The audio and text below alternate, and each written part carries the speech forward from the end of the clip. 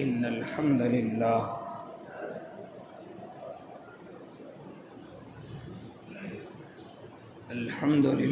رب العالمين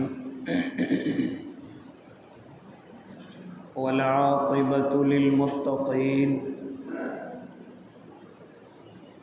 والصلاة والسلام على سيد الأنبياء والمرسلين وعلى آله وأصحابه وأزواجه وذرياته أجمعين أما بعد فأعوذ بالله من الشيطان الرجيم بسم الله الرحمن الرحيم كذلك العذاب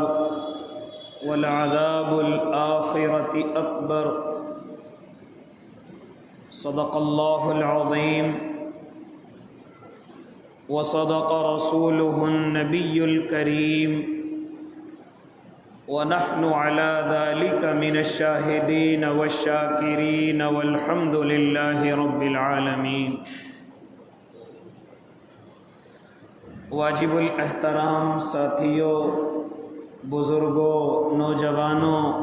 اور معصوم بچوں، اللہ رب العزت نے اس دنیا میں انسان کو بھیج کر یہ اختیار دیا ہے وہ اللہ کو مانے یا نہ مانے، اسی کے ساتھ ساتھ وہ نیکیاں کرے یا برائیاں کرے۔ ایک طرف شیطان اپنی طرف اس انسان کو بلاتا ہے، دوسری طرف رحمان نیکیوں کی دعوت دیتا ہے۔ اب انسان کی مرضی ہے وہ گناہ کر کے اپنے لیے عذاب کو طے کر لے یا نیکیاں کر کے اپنے لیے اچھے بدلوں کو اپنے اللہ سے طے کر لے۔ اصل اس دنیا میں نیکیوں اور برائیوں کی سزا میرے اللہ نے آخرت کے دن میں طے کر رکھی ہیں۔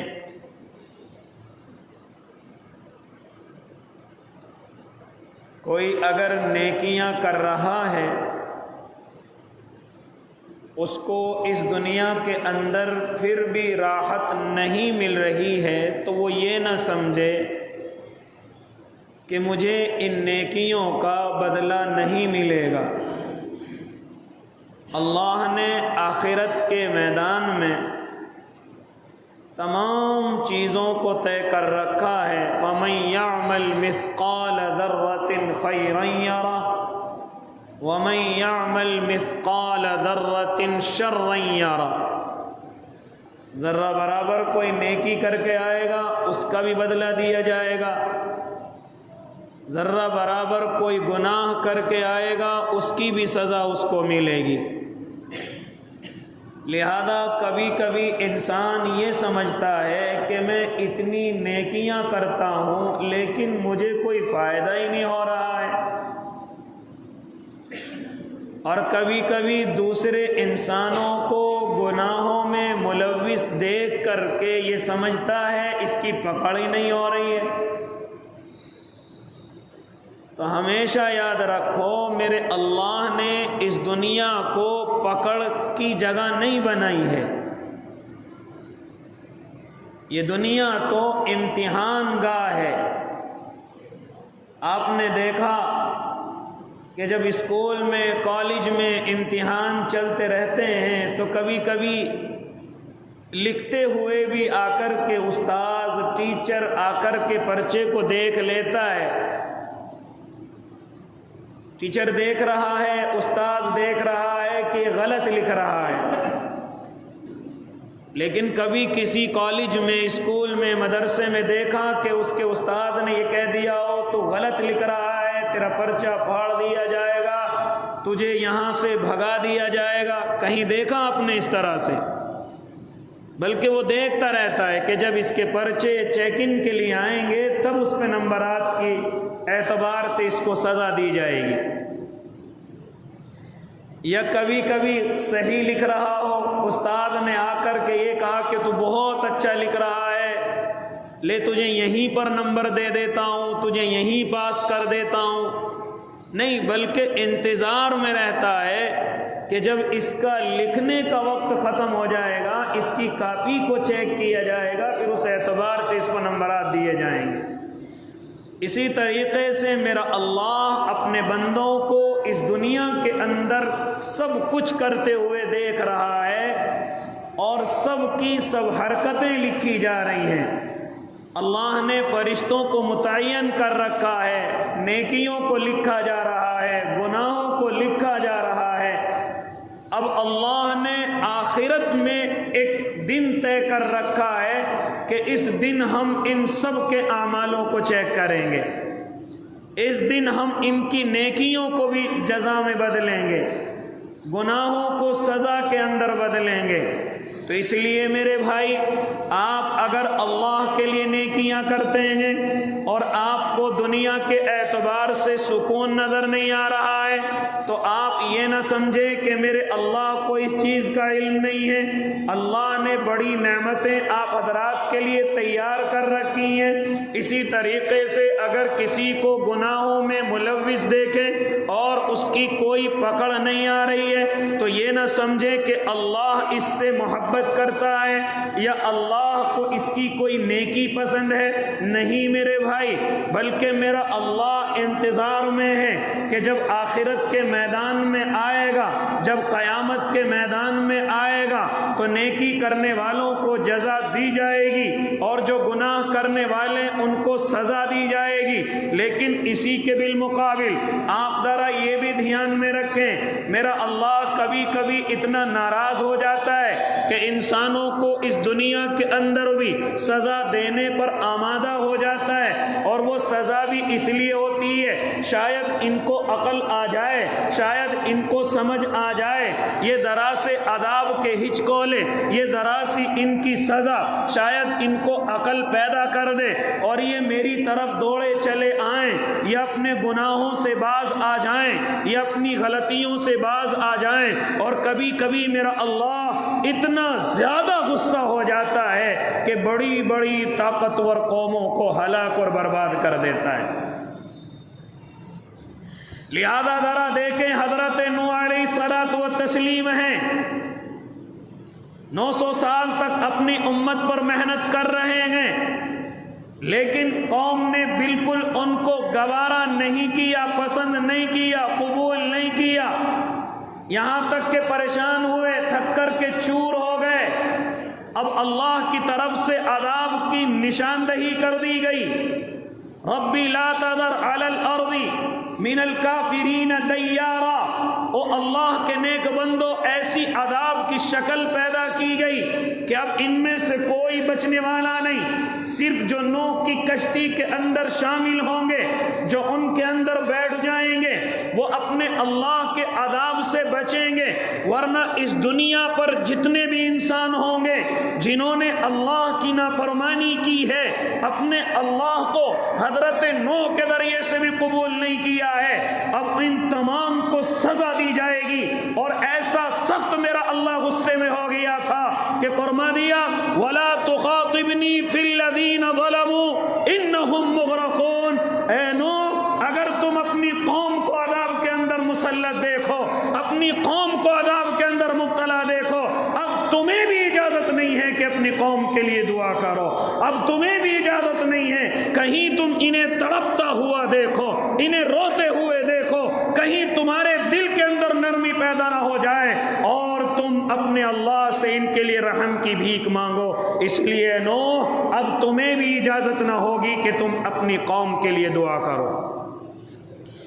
وَلَا تُخَاطِبْنِي فِي الَّذِينَ ظَلَمُوا إِنَّهُمْ مُغْرَقُونَ۔ اب حضرت نوح کو بھی اجازت نہیں ہے کہ آپ اپنی قوم کے لیے دعا کریں گے، کیونکہ اللہ کا عذاب شروع ہو چکا ہے، اللہ کی پکڑ شروع ہو چکی ہے۔ اسی طریقے سے او اللہ کے نیک بندو، قوم نوح برباد ہو گئی۔ ایک قوم اسی طریقے سے اور طاقتور آئی، اس نے اپنے آپ کو طاقتور سمجھا اور کہنے لگی من اشد منا قوہ، یعنی ہم دنیا کے اندر سب سے زیادہ طاقتور ہیں، اور واقعی میں وہ بڑے طاقتور تھے۔ اللہ نے اتنا طاقتور بنایا کہ وہ پہاڑوں کو اپنے ہاتھوں سے کاٹ لیا کرتے تھے اور ان میں اپنے گھر بنا لیا کرتے تھے۔ اتنے طاقتور تھے کہ بڑی بڑی طاقتیں ان کے سامنے، لیکن اس طاقت کے گھمنڈ میں چور ہو گئے تھے اور کہنے لگے تھے من اشد منا قوہ، ہم سے زیادہ طاقتور یہاں کوئی نہیں ہے۔ لیکن جب میرے اللہ نے ان پر ہوا کی شکل کے اندر عذاب بھیجا ہے، فارسلنا علیہم ریحا صرصرا، اللہ رب العزت نے ان کے اوپر عذاب کی شکل میں ہوا کو بھیجا ہے۔ جو اللہ کو ماننے والے تھے وہ ہوا ان کو فرحت پہنچاتی تھی، سکون پہنچاتی تھی، اور جو اللہ کے نافرمان تھے وہی ہوا ان کو اٹھا کر کے پٹک دیا کرتی تھی۔ اللہ کے سامنے کوئی طاقتور نہیں ہے۔ اسی طریقے سے قوم سمود اس دنیا کے اندر آئی، حضرت صالح علیہ الصلوۃ والتسلیم کو ان کے پاس بھیجا، کہا کہ یہ اونٹنی ہے، یہ اللہ کی مخلوق میں سے، اس کو چھیڑنے کی کوشش نہ کرنا ورنہ عذاب کے اندر مبتلا ہو جاؤ گے۔ باز نہیں آئے، اونٹنی کو کاٹ کر کے پکا کر کے کھا لیتے ہیں، اللہ کی طرف سے بڑا سخت عذاب ہے۔ اسی طرح قوم شعیب ہے، ان سے کہا کہ اپنی ناپ تول کی کمی کو ختم کر دو، یہ جو تم ناپ تول میں کمی کرتے ہو اس کو ختم کر دو، لیکن باز نہیں آئے۔ ہمارے کاروبار سے شریعت کو کیا لینا، ہمارے کاروبار سے نبی کو کیا لینا۔ جس طریقے سے آج علماء چیخ چیخ کر کے کہتے ہیں تم ناپ تول میں کمی نہ کرو، کسی کے ساتھ دھوکے دہی کے معاملے نہ کرو، لوکل کو اوریجنل بنانے کی کوشش نہ کرو، تو کبھی کبھی ہمارے دماغ میں بات آتی ہے ان علماء کو ہمارے کاروبار سے کیا لینا ہے، ہم ناپ تول میں کمی کریں یا زیادتی کریں۔ او اللہ کے نیک بندو، یہ ناپ تول کی کمی اللہ کو غصہ دلاتی ہے۔ یہی ہوا قوم شعیب کے ساتھ، ایک چیخ ایسی آئی، جو نیک تھے ان کو اچھی لگی ہے اور جو بد تھے اس چیخ سے برباد ہو گئے، ہلاک ہو گئے۔ اسی طریقے سے او اللہ کے نیک بندو، قوم سمود ہے، قوم عاد ہے، اسی طریقے سے قوم لوط ہے، اپنی خواہشات کو عورتوں سے نہیں بلکہ لڑکوں کے ذریعے سے پوری کیا کرتے تھے۔ حضرت لوط علیہ الصلوۃ والتسلیم نے بڑا سمجھایا، لیکن ان کی سمجھ میں کہاں آنے والی ہے۔ جب گناہ کی لذت آ جاتی ہے، جب گناہ میں انسان کو مزہ آنے لگتا ہے، پھر نصیحتیں بری لگتی ہیں، پھر علماء کی باتیں بری لگتی ہیں۔ ارے ہمیں تو کاروبار میں مزہ آ رہا ہے، ان علماء سے ہمیں کیا لینا دینا، ہمیں تو سود اور بیاج میں مزہ آ رہا ہے، خوب کاروبار چل رہا ہے، ہمیں ان مولویوں کے پاس بیٹھنے سے کیا لینا۔ لہذا اسی طریقے سے سب سے بڑی بربادی کی علامت یہ ہے کہ جب انسان کو اپنے گناہ کے اندر مزہ آنے لگے، گناہ کے اندر لذت ہونے لگے، تو پھر اسے کسی کی نصیحت اچھی نہیں لگتی، پھر اسے اچھی مجلسیں اچھی نہیں لگتی، پھر اسے علماء کی صحبت اچھی نہیں لگتی، پھر انہیں دعوت کے ساتھی اچھے نہیں لگتے، خانقاہ کے بزرگ اچھے نہیں لگتے، کیونکہ اسے اپنے گناہ کے اندر مزہ آ رہا ہے۔ لہذا جب قوم لوط اس گناہ کے اندر ملوث ہو گئی تو حضرت لوط کی بات کو بھی نہیں سن رہی تھی، میرے اللہ نے پتھروں کا عذاب بھیجا، پھر بھی بات سمجھ نہیں آئی۔ حضرت جبرائیل آئے، زمین کے ٹکڑے کو اٹھایا اور آسمان سے لے جا کر کے الٹا پلٹ دیا۔ لہذا او اللہ کے نیک بندو، میرا اللہ جب غصے میں آ جاتا ہے تو پھر نیکوں کی دعائیں بھی کام نہیں کرتی، اچھوں کی عبادتیں بھی کام نہیں کرتی۔ اسی طریقے سے آج میرا اور آپ کا حال کچھ اسی طریقے سے ہو چکا ہے۔ ذرا میں اور آپ اپنی زندگیوں کو دیکھیں، ذرا میں اور آپ اپنے حالات کو دیکھیں کہ اس وقت میں میرے اور آپ کے حالات کیا ہیں، کون سا گناہ ہے جو ہم سے بچ رہا ہے؟ کون سی غلطی ہے جو ہم نہیں کر رہے ہیں؟ اے اللہ کے نیک بندو، ذرا دھیان کرو، کیا ہم ناپ تول میں کمی نہیں کر رہے ہیں؟ ذرا معلوم کرو، کیا میں اور آپ جھوٹ بول کر کے اپنی زندگی نہیں گزار رہے ہیں؟ ذرا آپس میں ذرا دھیان کرو، اور اس وقت میں پھر اس موسم کے ماحول کو دیکھو، پھر دنیا کے حالات کو عام طور سے دیکھو، پھر اپنے ملک کے حالات کو ذرا خاص طور سے دیکھو۔ لہذا اس وقت میں حالات کیا ہیں؟ چاروں طرف نفسی نفسی کا عالم ہے، چاروں طرف پریشانی کا عالم ہے، چاروں طرف مصیبتوں کا عالم ہے۔ جب اللہ کی قدرت کو للکارو گے تو یہی ہوگا، جب گناہوں پر مدمست ہو جاؤ گے، جب گناہوں میں مگن ہو جاؤ گے، جب گناہوں میں اتنے مگن ہو جاؤ گے کہ اللہ کی یاد دل سے نکل جائے گی، اللہ کے احکام دل سے نکل جائیں گے، نمازوں کی محبت دل سے نکل جائے گی، پھر میرا اور آپ کا اللہ اسی طریقے کے عذابوں کے اندر مجھے اور آپ کو مسلط کرے گا۔ ابن ماجہ کی روایت ہے، حضرت عبداللہ ابن عمر اس کے راوی ہیں، فرماتے تھے حضرت عبداللہ ابن عمر کہ 5 کے بدلے 5 ہیں۔ لہذا ذرا ہم اس حدیث کی تصریح کے اندر جائیں، کیا ہیں وہ 5 جن کے بدلے پھر 5 چیزیں ہمیں دیکھنی پڑیں گی؟ کیا ہیں وہ 5 چیزیں کہ جن کے بعد نتیجے ان 5 کی شکل کے اندر آئیں گے؟ فرماتے تھے حضرت عبداللہ ابن عمر کہ او لوگوں سنو، جب امت محمدیہ میں فحاشی عام ہو جائے، جب امت محمدیہ میں بے حیائی عام ہو جائے، تو اس وقت میں تم دیکھو گے کہ امت محمدیہ میں نئی نئی بیماریوں نے جنم لے لیا ہے۔ فرماتے تھے جب امت میں فحاشی عام ہو جائے، کھلم کھلا گناہ ہونے لگے، کھلم کھلا بے حیائی ہونے لگے، یہاں تک کہ بے حیائی ایک فیشن بن جائے، فحاشی ایک فیشن بن جائے، تو اس وقت میں حضرت عبداللہ ابن عمر فرماتے تھے کہ میرے آقا نے اشارہ دیا کہ اس وقت میں نئی نئی بیماریاں جنم لیں گی، یہاں تک کہ آج سے کچھ سالوں پہلے ہم کینسر وغیرہ کو بڑی بیماریاں سمجھتے تھے، ہم سمجھتے تھے کہ شاید ان سے بڑی کوئی بیماری نہیں ہوگی، لیکن ذرا معلوم کرو ڈاکٹر حضرات سے، وہ خود تعجب کے اندر ہیں، وہ خود اپنے سروں کو پکڑے ہوئے ہیں، یہ بیماریاں کہاں سے آ رہی ہیں، ان کا علاج ہم کہاں سے تلاش کریں، ان کی دوائیں ہم کہاں سے بنائیں۔ لہذا وہ جب بیماروں کو دیکھتے ہیں تو خود تعجب میں پڑ جاتے ہیں کہ ہم نے بیماری پہلی دفعہ دیکھی ہے، پہلی دفعہ دیکھی ہے۔ فرماتے تھے میرے اور آپ کے آقا، جب فحاشی اور بے حیائی عام ہو جائے تو پھر نئی نئی بیماریاں جنم لیں گی، یہاں تک کہ ایسی بیماریاں آ جائیں گی کہ ان کے نام تمہارے باپ دادا نے بھی نہ سنے ہوں گے۔ ذرا معلوم کریں، ہاسپٹلوں کے اندر جا کر کے کارگزاری لیں، بڑے بڑے ڈاکٹروں سے معلوم کریں، ڈاکٹر حضرات مجھے اور آپ کو بتائیں گے کہ ہماری خود سمجھ میں نہیں آ رہی یہ بیماریاں کیا ہیں،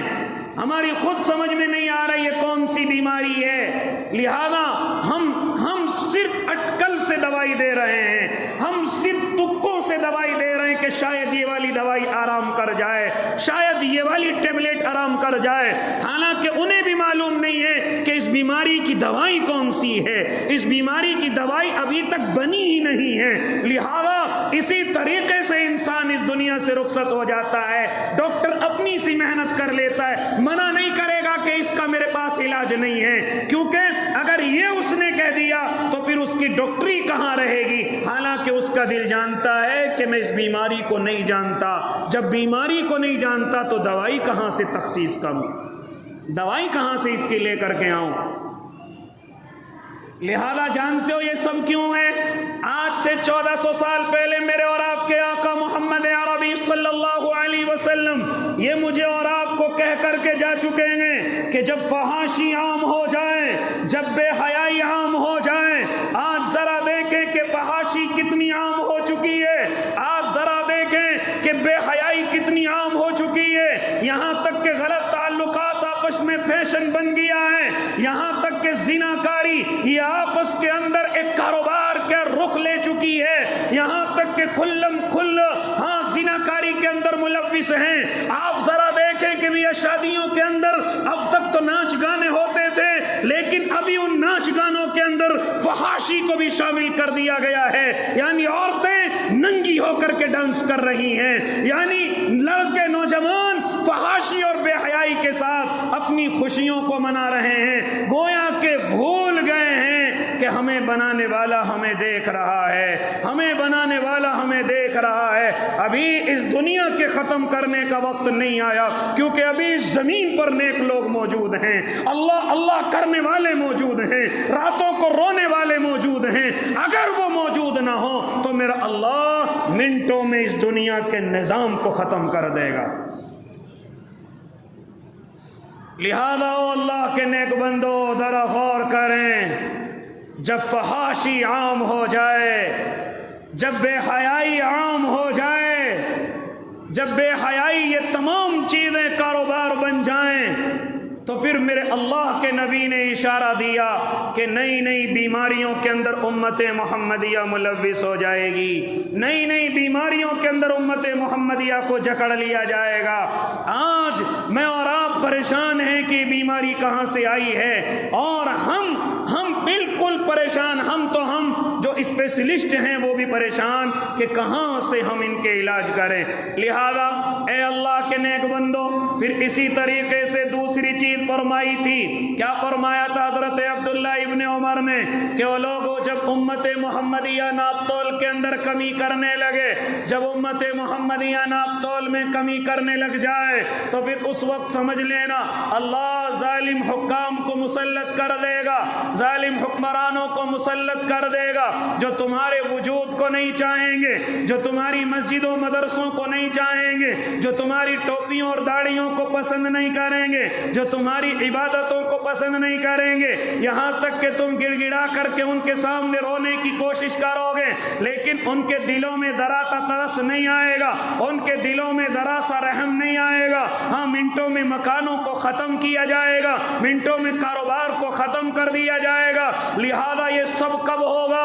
ہاں، جب تم ناپ تول کے اندر کمی کرنے لگو گے، اور ناپ تول کے اندر کمی صرف کرانا اسٹور والا نہیں کرتا ہے، یا اسی طرح جو تول کر کے بیچنے والے ہیں صرف وہی کمی نہیں کرتے ہیں، بلکہ میں اور آپ اگر اس حدیث کی تصریح کے اندر پہنچے تو ہم سب ناپ اور تول کے اندر کمی کر رہے ہیں۔ ذرا دیکھیں، ہاں بیوی کے ساتھ ناانصافی ہے، یہ ناپ تول کے اندر کمی ہے۔ ہمارے دل میں ہماری بیوی نیک ہو، ہمارے دل میں ہماری بیوی نمازوں کی پابند ہو، لیکن اپنی زندگی کو دیکھیں، نہ نمازوں کی پابندی ہے، نہ زندگی کے اندر نیکی ہے۔ بیوی سے تو چاہتے ہیں کہ وہ نیک ہو جائے، لیکن اپنے آپ نہیں چاہتے کہ ہم بھی نیک بن جائیں۔ یہ بھی ناپ تول کے اندر کمی۔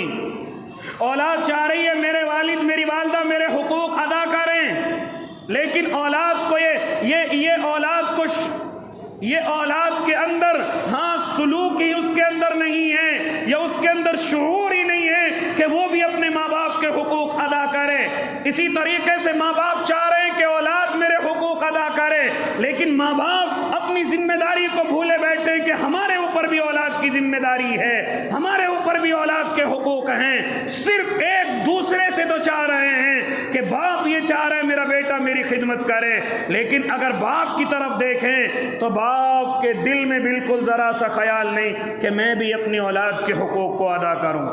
یہ ناپ تول کے اندر کمی نہیں ہے تو اور کیا ہے؟ اپنے لیے اچھا، اپنے لیے سب کچھ، لیکن دوسرے کے لیے اچھا نہیں، یہی تو ناپ تول کے اندر کمی ہے۔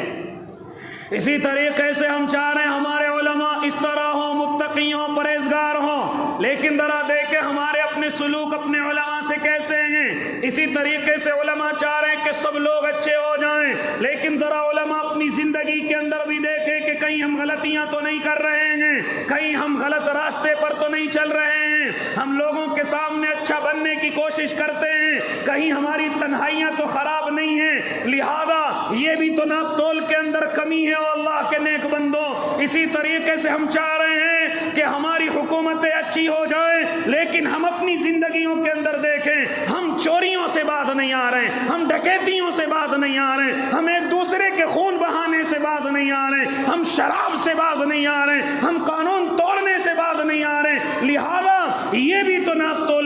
کمی ہے کہ دوسروں سے ہم اچھے کی امید رکھیں اور خود اپنی زندگی کے اندر اچھائیاں نہ ہوں، خود اپنی زندگی کے اندر نیکیاں نہ ہوں، یہ بھی تو ناپ تول کے اندر کمی ہے۔ ناپ تول تو اچھی اسی کو کہا جاتا ہے کہ دونوں برابر ہوں، دونوں برابر ہوں۔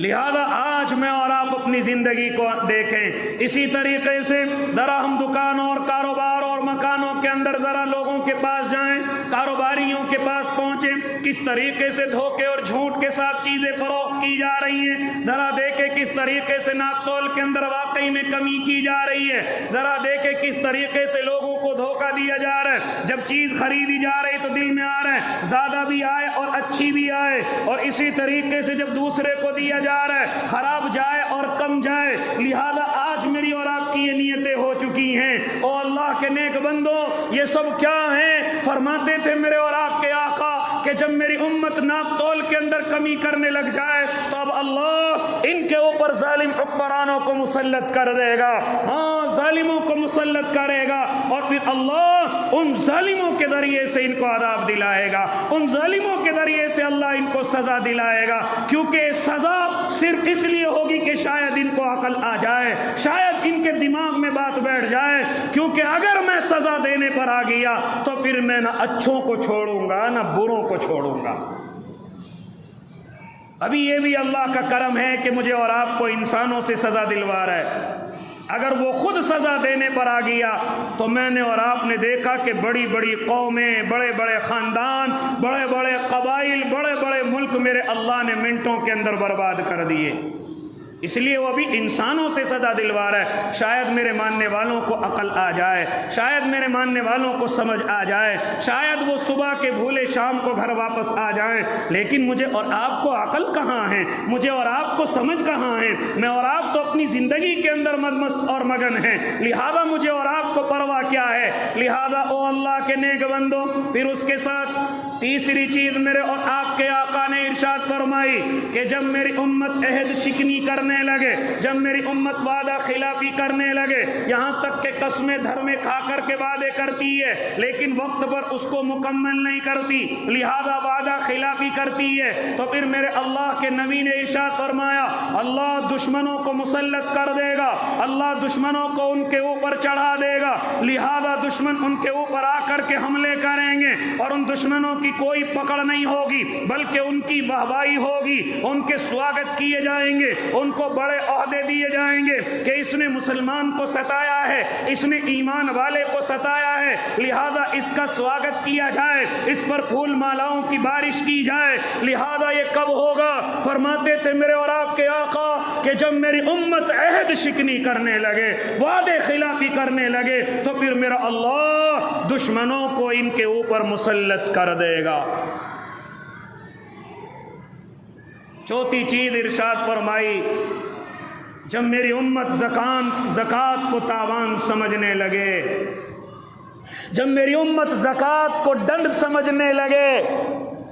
جب میری امت زکوٰۃ کو یہ سمجھنے لگے کہ علماء کے بنائے ہوئے اپنے پیٹوں کو بھرنے کے لیے مسئلے ہیں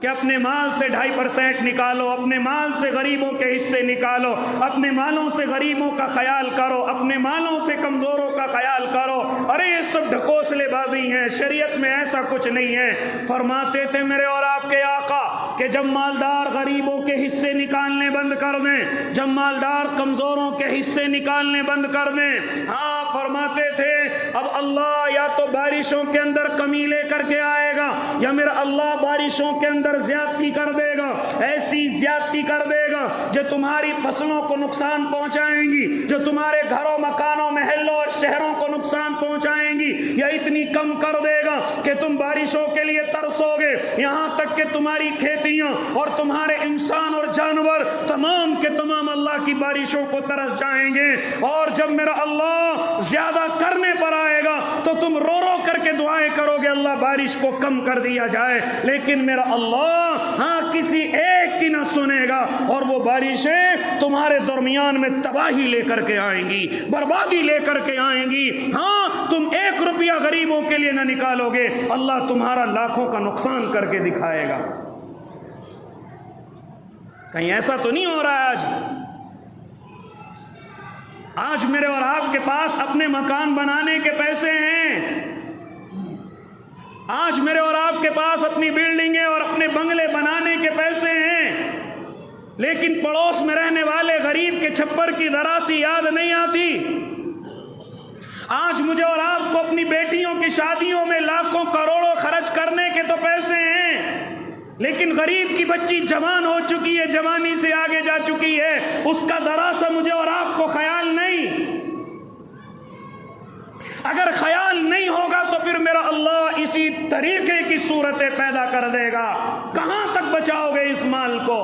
کہاں تک بچاؤ گے اس مالداری کو؟ یہ مالدار اور غریب کرنا یہ سب میرے اللہ کے ہاتھ میں ہے، یہ غریب اور کمزور کرنا سب میرے اللہ کے ہاتھ میں ہے۔ کوئی اوپر سے غریب بن کر کے نہیں آیا، بلکہ جس کو چاہا میرے اللہ نے غریب بنا دیا، جس کو چاہا میرے اللہ نے مالدار بنا دیا۔ لہذا او اللہ کے نیک بندو، مالدار شکر کرے گا اللہ بڑھائے گا، غریب صبر کرے گا اللہ اسے ترقی دے گا۔ لیکن شکر کرنے کا مطلب یہ نہیں کہ مسجدوں میں آئے، نمازیں پڑھی اور اللہ کا شکر کر کر کے گھر چلے گئے، یہ مالداری کا شکر نہیں ہے۔ مالداری کا شکر یہ ہے کہ اپنے پڑوسیوں کا خیال کیا جائے، یہ مالداری کا شکر ہے۔ اپنے رشتہ داروں کا خیال کیا جائے، اپنے ماں باپ کا خیال کیا جائے۔ ہم نے اپنا اچھا گھر بنا لیا، لیکن میرا بھائی کمزور گھر کے اندر رہتا ہے، مجھے اپنے سگے بھائیوں کا خیال نہیں آتا، محلے اور پڑوسیوں اور رشتہ داروں کا تو کہاں خیال کریں گے؟ نماز پڑھنے کو شکر سمجھتے ہیں، زبان سے 2 دفعہ کہہ دیا اللہ تیرا شکر ہے، اس کو شکر، یہ شکر نہیں ہے، یہ شکر نہیں ہے، یہ زبانی شکر ہے۔ میرے اللہ کو یہ بھی پسند ہے، لیکن میرے اللہ کو اس سے زیادہ تیرا عمل پسند آئے گا جب تو اپنی مالداری سے غریبوں کا حصہ نکالے گا، اپنے چھوٹے بھائی بہنوں کا حصہ نکالے گا، اپنے پڑوسیوں اپنے رشتہ داروں کا حصہ نکالے گا، اپنے کمزور ساتھی اپنے دوست غریب کا حصہ نکالے گا۔ یہ ہے اللہ کا شکر۔ حاجی جی بڑی نمازوں کی پابندی کرتے، حاجی جی بہت اچھے ماشاءاللہ نماز پڑھتے، بہت اچھا نماز پڑھتے ہیں، شکر کرتے، لیکن حاجی جی اپنے پیسوں سے غریبوں کا بھی حصہ نکالتے یا نہیں؟ اگر نہیں نکالتے تو ناشکرے ہیں، اگر نہیں نکالتے تو اللہ نے جو ذمہ داری دی ہے اس ذمہ داری کو پورا نہیں نبھا رہے۔ یہ مالداری اللہ کی طرف سے غریبوں کی ذمہ داری ہے، یہ مالداری اللہ کی طرف سے دیا ہوا ایک ذمہ ہے کہ اپنے پیسے کے ذریعے سے غریب کا خیال کرنا۔ اگر اس ذمہ داری کو ٹھیک نبھائے گا تو ذمہ داری تیرے اوپر رہے گی، اور اگر تیرے پاس ذمہ داری نبھانے کا وقت نہیں ہے تو یاد رکھنا ہم یہ ذمہ داری چھین کر کے کسی اور کو دے دیں گے۔ یہ میرے اللہ کا قانون ہے۔ لہذا او اللہ کے نیک بندو، کیا فرماتے تھے میرے اور آپ کے آقا؟ جب میری امت غریبوں کے حصے نہ نکالے،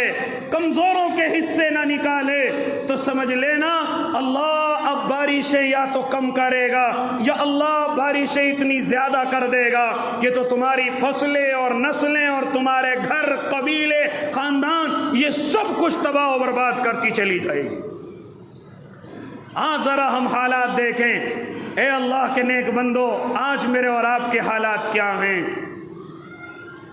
10 روپے غریب کو نہیں دیے، 10 دن دکان بند ہوئے ہو گئے۔ کاش غریب کو دے دیتے تو شاید 10 دن دکان کھلتی اور 100 روپے کا منافع لے کر کے اپنے گھر آتے۔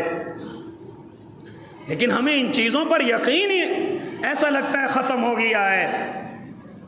اس لیے فرمایا میرے اور آپ کے آقا نے کہ جب میری امت زکوٰۃ کو تاوان سمجھنے لگے، جب میری امت زکوٰۃ کو ڈنڈ سمجھنے لگے اور غریبوں کے حصے نہ نکالے، کمزوروں کے حصے نہ نکالے، تو سمجھ لینا کہ اللہ رب العزت اب یا تو بارشوں کو روکنے والا ہے یا اللہ بارشیں اتنی تیز کرنے والا ہے کہ انسانی عقل دنگ رہ جائے گی۔ بڑے بڑے انجینئر، ان کے دماغ خراب ہو جائیں گے کہ آخر یہ ہو کیا رہا ہے، ایسا تو سالوں پہلے بھی نہیں ہوا جو اب ہو رہا ہے۔ لہذا او اللہ کے نیک بندوں، ہاں یہ تمام کی تمام چیزیں اسی وجہ سے ہیں کہ ہم نے غریبوں کا خیال کرنا چھوڑ دیا ہے۔ ہاں، اور میں ان لوگوں سے بھی کہنے لگا ہوں کہ جو چیخ چیخ کر کے اللہ کے نیک بندے مسلمانوں کو ستانے کی بات کر رہے تھے، مسلمانوں کو بھگانے کی بات کر رہے تھے، اور کھڑے ہو کر کے 30 دن اور 15 دن کا وقت دے رہے تھے کہ یہاں سے مسلمان اس زمین کو خالی کر دیں، ورنہ ورنہ وہ سزا کے خود مستحق ہوں گے، ورنہ جو ان کے ساتھ ہوگا اس کے وہ خود ذمہ دار ہوں گے۔ اور اللہ کے نیک بندو ذرا کان کھول کر کے سن لو، اس زمین کا نظام مسلمانوں کی وجہ سے ہے، اس زمین کا نظام ایمان والوں کی وجہ سے ہے۔ اگر ان کو یا ان کی شریعت کو چھیڑنے کی کوشش کرو گے تو پھر میرا اللہ ایسی تباہی لے کر کے آئے گا کہ تمہارے باپ داداؤں نے بھی ایسی تباہی نہیں سنی ہوگی۔ شرم نہیں آتی؟ ذرا سا اقتدار ملتے ہی سمجھتے ہیں ہم اس زمین کے خدا ہو گئے، ذرا سی ذمہ داری ملتے ہی سمجھتے ہیں کہ ہم اس زمین کے مالک ہو گئے، اب ہم سے بڑا کوئی نہیں ہے، اب ہمارے اوپر کوئی نہیں ہے۔ جب یہ چیز انسانوں کے دماغوں میں آتی ہے پھر میرا اللہ اپنی طاقت کا اندازہ کراتا ہے۔ او عقل کے کورو، تم سے بڑا بھی بیٹھا ہوا ہے، تم سے بڑا بھی دیکھ رہا ہے، لہذا عقل کے ناخون لو، ورنہ میرے لیے تباہ و برباد کرنا منٹوں اور سیکنڈوں کا بھی کھیل نہیں ہے۔ اور دنیا دیکھ رہی ہے،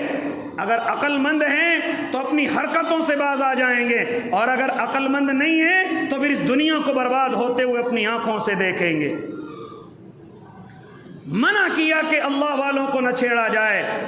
منع کیا گیا کہ اللہ کے قرآن کی طرف انگلی نہ اٹھائی جائے، منع کیا گیا کہ اللہ کے نبی کی حدیث کی طرف اپنی زبان درازی نہ کی جائے، منع کیا گیا قبر کو مذاق نہ بنایا جائے، منع کیا گیا جنت جہنم کو مذاق نہ بنایا جائے۔ یہ سب حقیقت ہیں، ان پر تمام ایمان والوں کا یقین ہے، ان پر تمام لوگوں کا یقین ہے۔ آپ نہیں مانتے، آپ اپنے گھر بیٹھیں، لیکن یہ کس نے کہا کہ اس میں دخل اندازی کرو؟ قرآن کے فیصلوں کو بدلنے کی کوشش کرو، حدیث کے فیصلوں کو بدلنے کی کوشش کرو۔ یہ کس نے کہا تم سے؟ جب اللہ کے نظام کے اندر کوئی دخل اندازی کرنے کی کوشش کرے گا تو اللہ کو تمہارا نظام بگاڑنے میں ذرا دیر نہیں لگے گی۔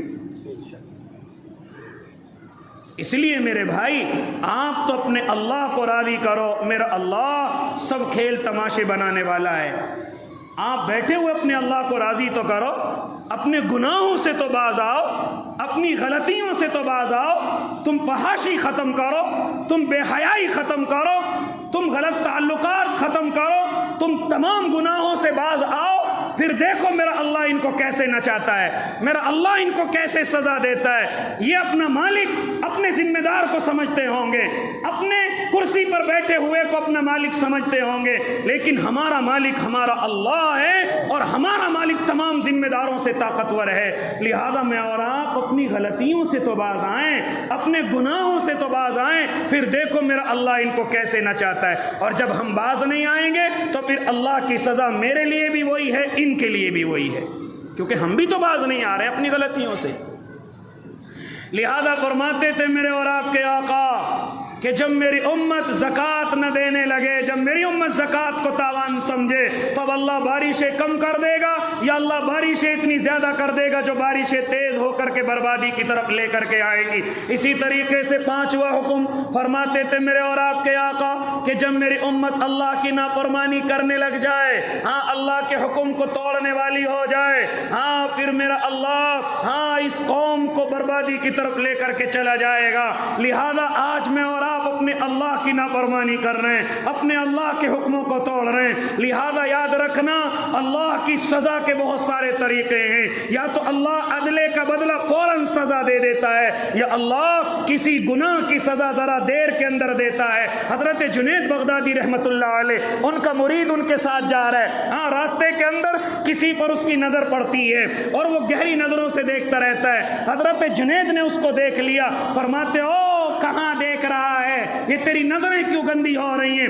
وہ تعویل کرنے لگا، نہیں میں تو اس لیے دیکھ رہا تھا، نہیں میرا ارادہ یہ نہیں تھا، نہیں میرا مقصد یہ نہیں تھا۔ لہذا بزرگ ہیں مان جاتے ہیں، کوئی بات نہیں اگر ایسا تھا، لیکن میرے اللہ نے سب کچھ دیکھ لیا تھا۔ 20 سال کے بعد حضرت جنید فرماتے ہیں وہ حافظ تھا، اس گناہ کی سزا اس کو یہ ملی کہ وہ قرآن کو ہی بھول گیا۔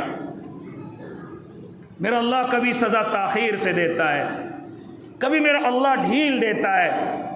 اس لیے یہ نہ سمجھو کسی کو بھی، اپنے آپ کو بھی اور نہ کسی اور کو، کہ اگر یہ گناہ کر رہے ہیں ان کی اللہ پکڑ نہیں کر رہا۔ نہیں میرے بھائی، کبھی اللہ سزا فی الفور دیتا ہے اور کبھی میرا اللہ سزا کچھ تاخیر سے دیتا ہے، کبھی ڈھیل سمجھ کر کے دیتا ہے۔ اس لیے یہ نہ سمجھو کہ ہمیں گناہوں کی سزا نہیں ملے گی، یہ بھی نہ سمجھو ہمیں نیکیوں کا بدلہ نہیں ملے گا، اللہ سب کچھ عطا کرے گا۔ لہذا میرے بھائی، مجھے اور آپ کو چاہیے کہ ہم اپنے اللہ کو راضی کریں اور ان پانچوں کی 5 غلطیوں سے باز آ جائیں، ورنہ اللہ نے ان کے نتیجے بھی تیار کر رکھے ہیں، جس کے نتیجے ہم اپنی آنکھوں سے دیکھ رہے ہیں۔ اللہ کے سامنے خوب رونے کی کوشش کریں، ورنہ جب اللہ عذاب کے اندر مبتلا کرتا ہے، نہ نمازیوں کو چھوڑے گا، نہ بے نمازیوں کو چھوڑے گا، نہ مسلموں کو چھیڑے گا، نہ غیروں کو چھوڑے گا۔ اس لیے اپنے اللہ سے رو رو کر کے دعا کریں کہ اللہ تو سزا مت دے، کسی کو بھی مت دے، ہم اپنے معاملات ٹھیک کر لیں گے، اپنی غلطیاں سدھار لیں گے، اللہ تو عذاب مت دے، ورنہ تیرا عذاب تو زمینوں کو اٹھا لیتا ہے اور برباد کر دیتا ہے۔ اس لیے اپنے اللہ سے رو رو کر کے خوشامد کریں گے انشاءاللہ،